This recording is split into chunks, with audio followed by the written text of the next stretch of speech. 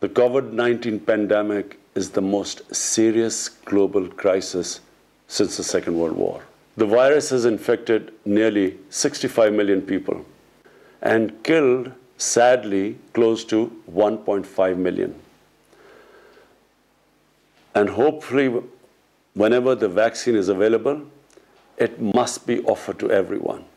The pandemic has caused immense human suffering and the deepest global economic contraction since the Great Depression of 1930s.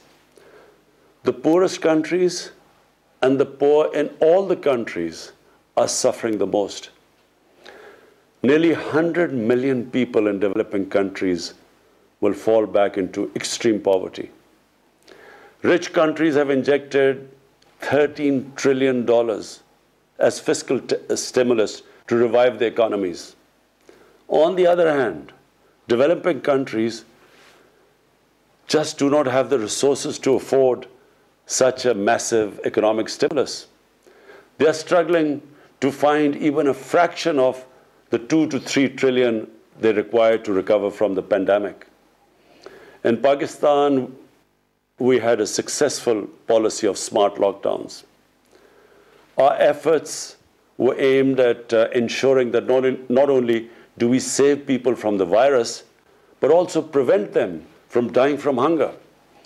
We provided a relief package of around $8 billion, which was almost 3% of our GDP, to support the poor and to keep the economy afloat at the same time. And as I said, so far our strategy has worked. But now we are confronted with a far more aggressive second wave of the virus. We are facing now the challenge of maintaining and reviving our economic growth, as well as dealing with the increasing number of cases which are occupying our hospital beds. The IMF Managing Director had advised countries to spend as much as it is required to stimulate growth. But like many developing countries, Pakistan is committed under our IMF program to reduce the budget deficit.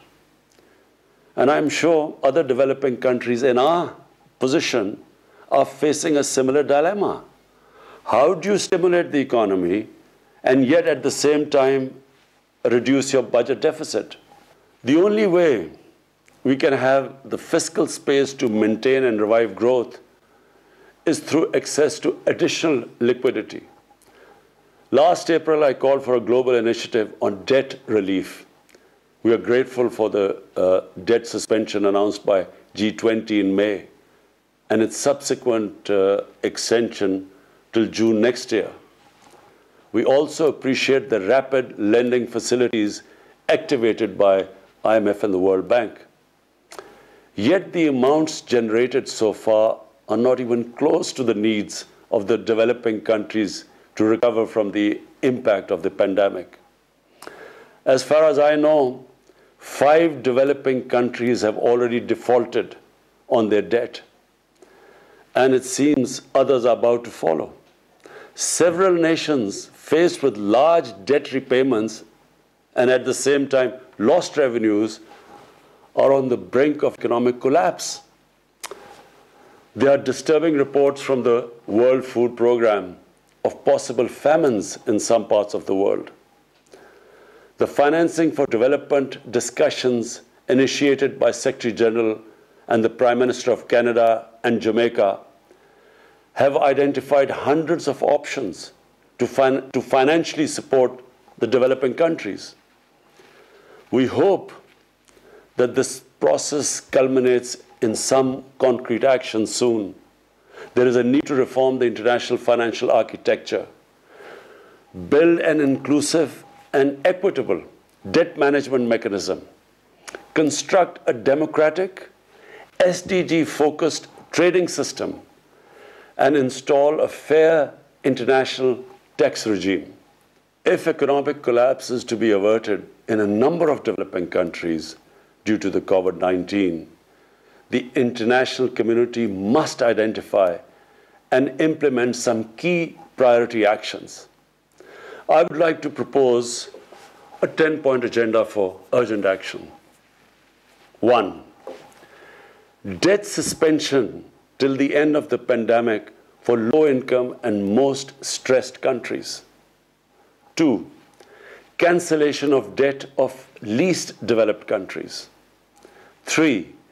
Restructuring of the public sector debt of other developing countries under an agreed inclusive multilateral framework. 4. A general allocation of special drawing rights of $500 billion. 5. Expanded concessional financing to low-income countries through multilateral development banks. 6. Creation of a new liquidity and sustainability facility, which would provide short-term loans at low costs. 7. Fulfillment of the 0.7% official development assistance commitments. 8. Mobilizing the required 1.5 trillion annual investment in sustainable infrastructure. 9. Achievement of the agreed target of mobilizing $100 billion per year for climate action in developing countries. And 10. Immediate action to stop the massive illicit financial outflows from developing countries to rich countries, to offshore tax havens. And at the same time, there should be an immediate return of their assets stolen by corrupt politicians and criminals back to these countries. This one action, I assure you, Mr. President, this one action would benefit the poor countries more than all other measures put together. Excellencies, everyone agrees that there has to be a collective response to recover from the COVID crisis,